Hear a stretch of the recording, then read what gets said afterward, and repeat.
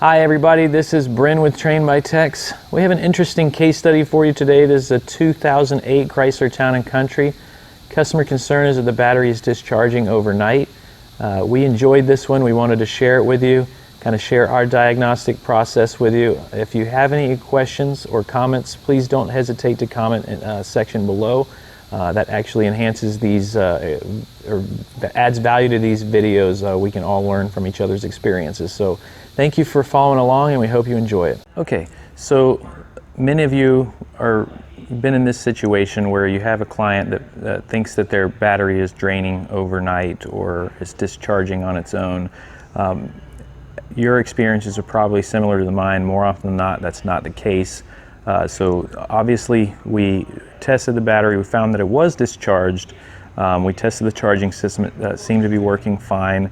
We charged the battery and then did a quick assessment to see whether or not there was any key-off draw or parasitic drain. So we did find that there was a key-off draw, parasitic drain, and that's where we're kind of starting this demonstration, is that once we're verified that there is a parasitic draw taking place. Of course, for those of you that aren't familiar with do parasitic drain testing, some old school ways are just to put a test light between, disconnect one of the negative or positive battery cables, put a test light in between, in series, basically between the cable and the post itself, and the light would, the test light would be lit up if there was a draw. Please don't do that. I mean, that's not really a very effective way of testing these systems anymore. We need to put at least, the minimum is putting an amp meter in series. So between disconnecting the battery cable, positive or negative, and putting an amp meter between the cable and the battery post. But even better, what we like to do in our steps, our first step is using a low amp clamp with at least a meter, voltmeter, multimeter, but preferably a graphing meter or an oscilloscope so that you can see the parasitic drain over time when you're actually trying to pinpoint test the cause of it. In this case, we're using the Picoscope TA189. It's a 30 amp low amp clamp, but what we like about it is that it's got a large opening that fits easily around battery cables for parasitic draining. Another neat function of this clamp is that for some of you that have been using clamps, a lot of them don't have an auto off feature. So if you forget to turn the clamp off, you come in the next day and your battery's dead. In this case, it does have that auto off function, but with parasitic drain testing, we're not going to want this thing to turn off on its own. So not that it's the end of the world, it just kind of makes things frustrating. So the neat feature about this is that it has the option to turn that auto off. And how you do that, if you can see right there, you would hold the 0 button down as you turn the meter on. And so again, this would just be placed around the battery cable, and it's not really, it doesn't matter whether it's the positive or negative. You just got to make sure that you're getting around both cables. In this case, the positive cable has 2, the negative has 2 as well.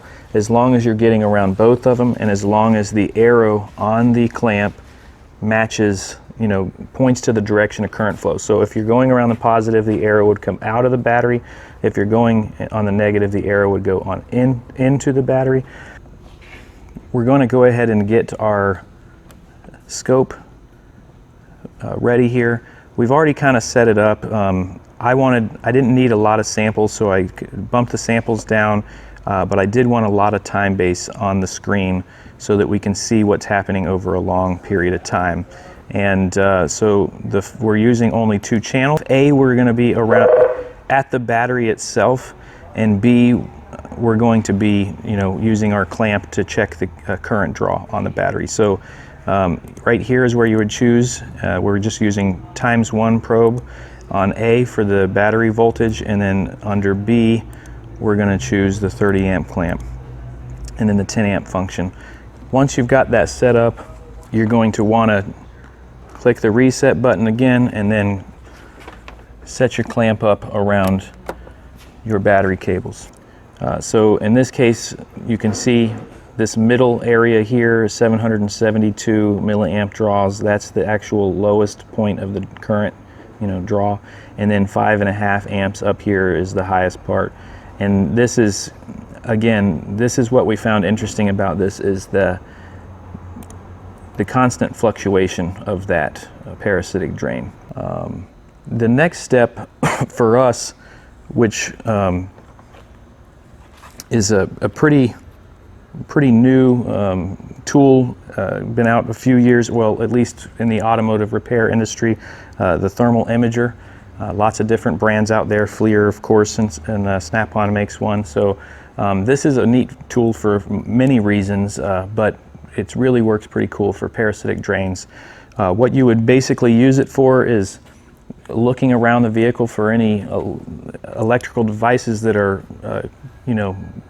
have current flowing to them. They're going to be hotter, and you'll see it with the thermal imager, and we'll show you an example of that in a moment. But one tip to consider is it's best when you're doing that type of testing with a thermal imager is to let the vehicle sit for a while. It's not going to be as accurate. It's going to be more difficult to pinpoint anything that's a concern if the vehicle has not been sitting for a while. Obviously, if you've been driving it around and the radio's been on, the radio's going to be hot. It takes a while for it to cool off, so it's going to be hard to inconclusive testing basically at that point. So let the vehicle sit. The other thing to consider is if you do see something lit up, it doesn't necessarily mean that that is the cause of the concern, and we'll show you a perfect example of that in a moment. But right here is one of the results of that, or the result of that thermal imaging testing. You can see this right here is the steering wheel. This is the inside of the cabin,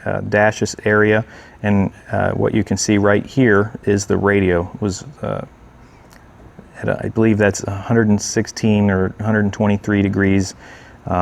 This vehicle's been sitting a long time. That certainly should not be that hot. It should be basically the same temperature of everything else, which is basically room temperatures. Traditionally, you would use, the traditional method is to remove fuses one at a time. Now on this Chrysler, all the fuses and relays are in the TIPM, or totally integrated power module. So just keep that in mind if you're not familiar with Chrysler. If you're looking at service information, when we looked at service information, all that information was easily found in the wiring diagrams, but it was under the TIPM, or totally integrated power module. So traditionally, again, you pull fuses one at a time as you're watching the parasitic drain, and hoping that each time you remove the fuse, you're checking to see if the parasitic drain reduces to an acceptable level. Keep in mind, in some cases, it may take several fuses, but we think the step that we recommend, or the test that we recommend, is not necessarily new, but still a lot of technicians in the field don't know about it, is voltage drop testing the fuses. And pretty simple, I mean very simple. You would simply put your DVOM or multimeter on the millivolt DC scale. You would take your test leads, and you would simply touch the test leads across the fuse. Now what happens is, if there is current flowing through any of these fuses, you'll see a voltage drop across them. So this is what you see when there's not an issue, and I'll give you an example of what you would see when there is. You see right there, that one is our M13 fuse, has got 1.6 millivolts drops, which is a problem. Here's the worst one we found, and if we can get it touched there, about 3 millivolts drops across that. That's a 30 amp fuse. You're probably wondering how you're going to be able to convert that to amperage. So the good news is, well, let's see, right here, and we'll try to put a link in the video to show you where to access this, but I can tell you right now, Power Probe at one point did have this chart.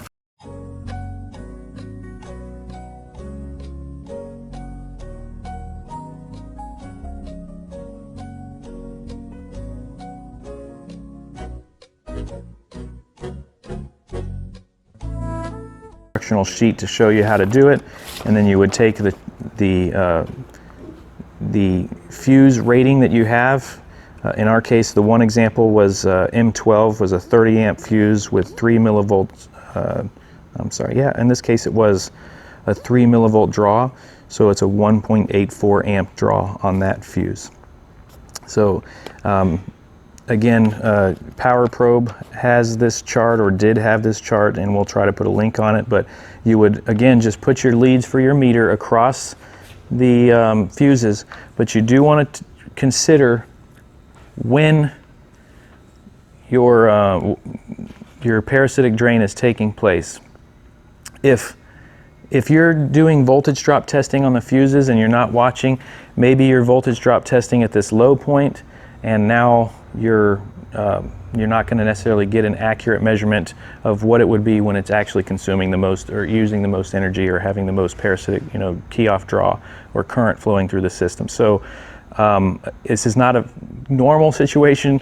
Usually you don't have this fluctuation taking place, but in this case, again, if you're doing voltage drop testing across the fuses, you would want to be able to graph it so that you can measure and test those fuses at the highest point of that fluctuation. Okay, so we did after we verified the parasitic drain, we actually did the thermal imaging testing first, and then we saw the radio was heated up like that, and then after that we did the voltage dropping across the fuses. We did find 3 fuses that had voltage drop, and they were M10, M12, and M13 in the TIPM. So what we decided to do is actually remove the fuses one at a time and just kind of see what the parasitic drain was doing. And this is the first capture here. We removed the M12 and the M10, and we found that the parasitic drain reduced, which was we expected that was going to happen to some degree anyways, because there was actually, because there was a voltage drop across them. We knew there was current flowing in those circuits. But when we removed M10 and M12, the parasitic drain was reduced, but there was still an excessive parasitic drain, and it was still fluctuation. It went from a 600 milliamps up to 6 amp draw down to a 600 milliamp to 2 amp draw fluctuation. So we then removed the M13 fuse, and as you can see from this capture, once we removed the M13 fuse, the M10 was actually put back in at this point. So at this point, M12 and M13 were out. We put the M12 back in as well, and in this case it says that we put the M12 was still removed, but we put the M12 in and left the M13 out after a couple different combinations of that. Basically, we found that M13, when that was removed, everything was happy. It was at 18 right here, 18 milliamp draw, which is absolutely acceptable, and there was no more fluctuation. So again, the M12 and M10 reduced the current draw, but there's still fluctuation taking place.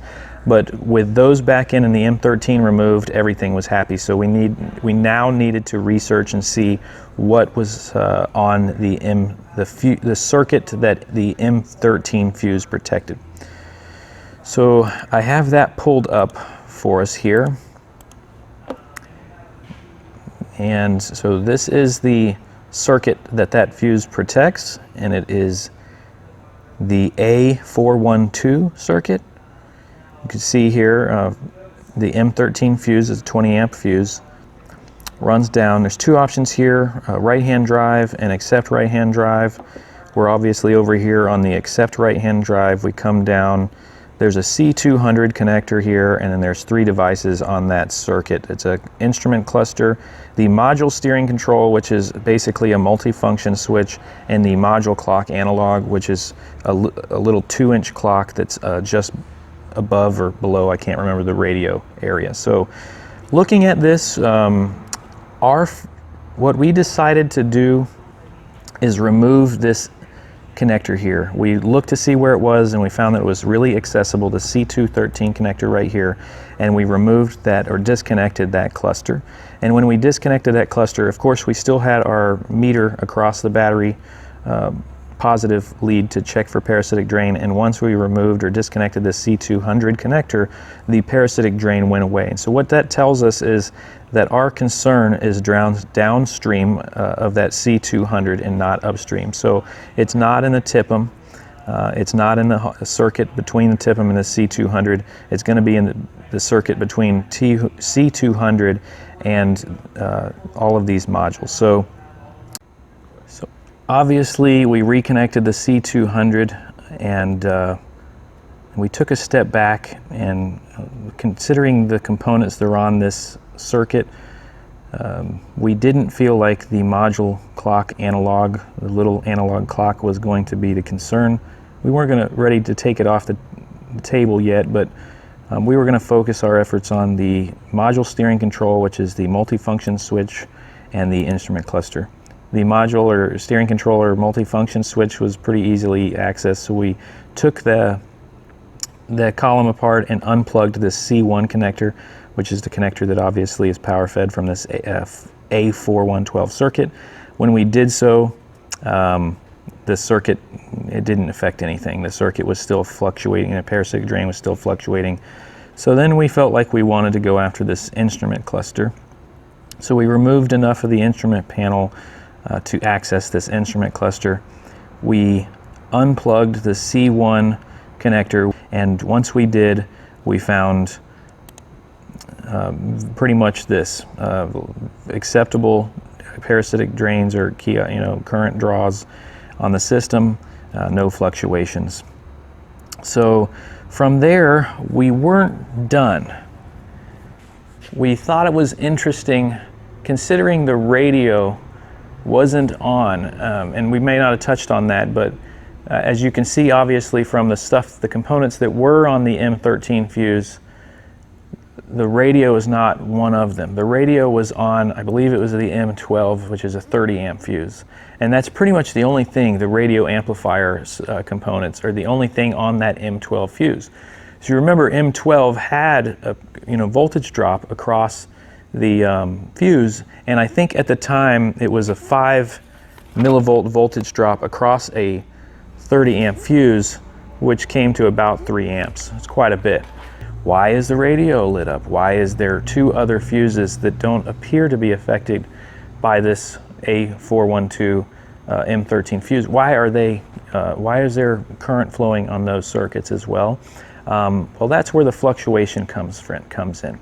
What we started to suspect is that the cluster was in fact the parasitic drain, but the cluster was probably intermittently, every few seconds, communicating on a network and waking up other modules. So we wanted to see what network was on the radio, what network was on the instrument cluster, see if they were the same, and we, knowing the product, we were pretty sure that they were the same, but checking the wiring diagram, and I should pull it up, but I didn't, the CAN interior bus is the common denominator, if you will. So we suspected at that point that the cluster was staying awake, the main cause of the parasitic drain, and it was communicating over that CAN interior bus and then waking up under modules. So we actually got another capture to try to prove that theory. We go back here.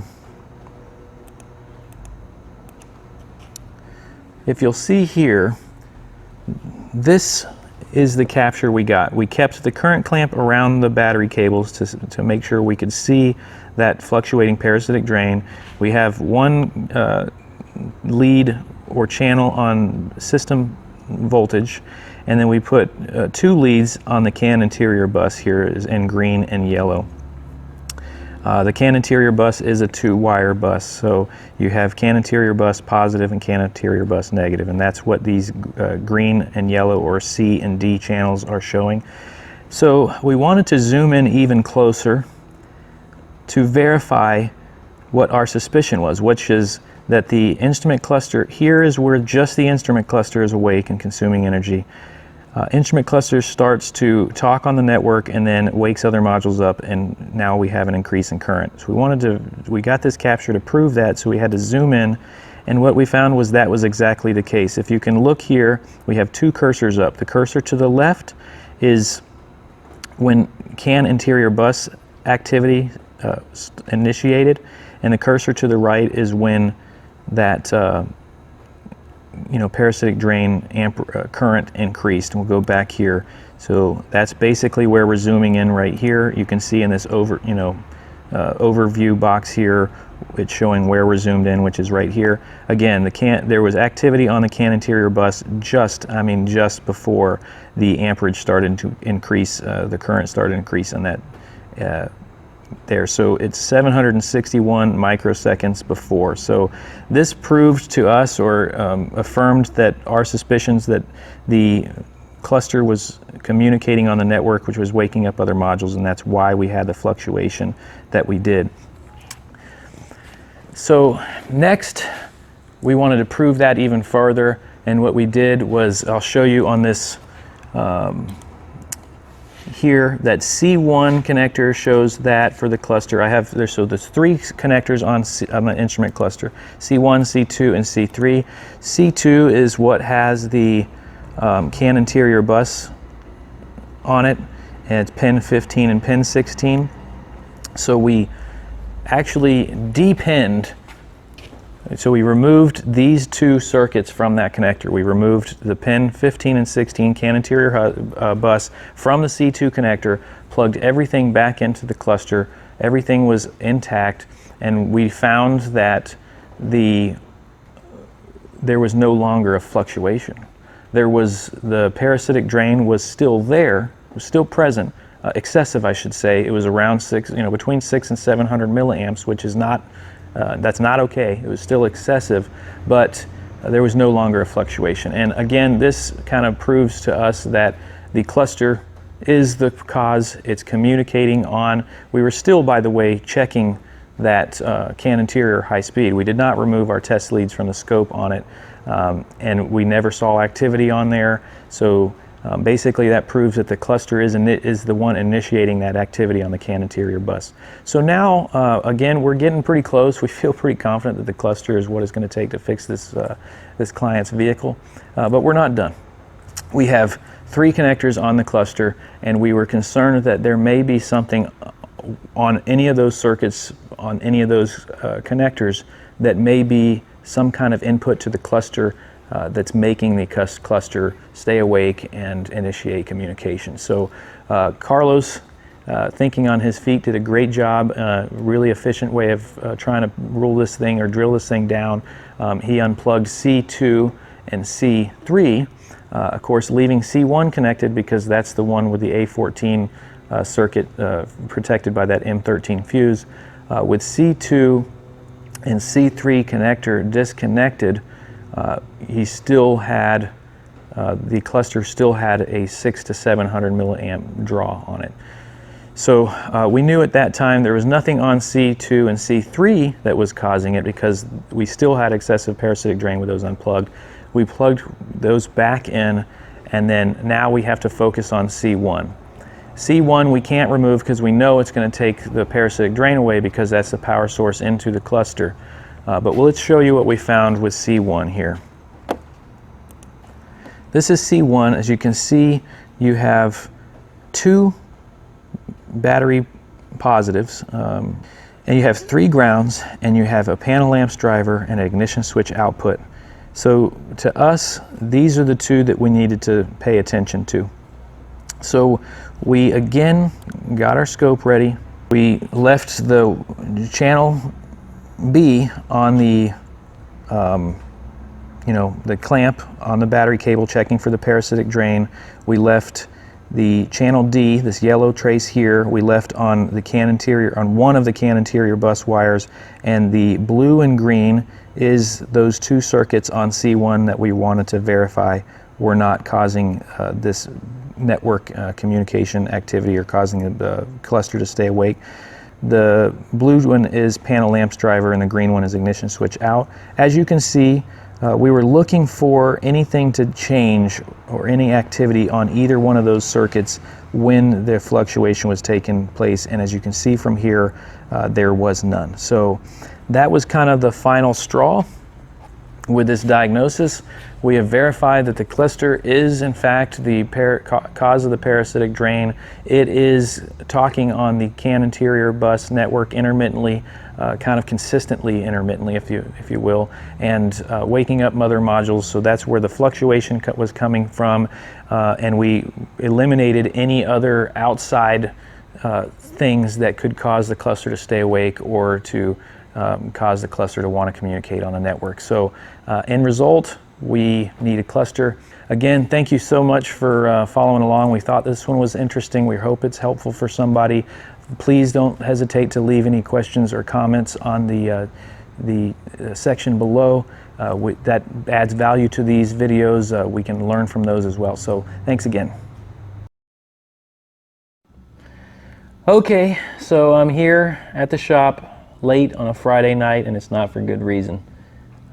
We put the cluster in the 2008 Chrysler Town and Country today, and unfortunately it did not fix the issue. So not good. Do not mistake or be confused by my smile. I was absolutely devastated and discouraged this morning when we found out, but decided not to sulk in it, decided we need to basically start over and see what we missed. So we did everything we did yesterday, and with the exception of one thing, we found everything to be the same as yesterday.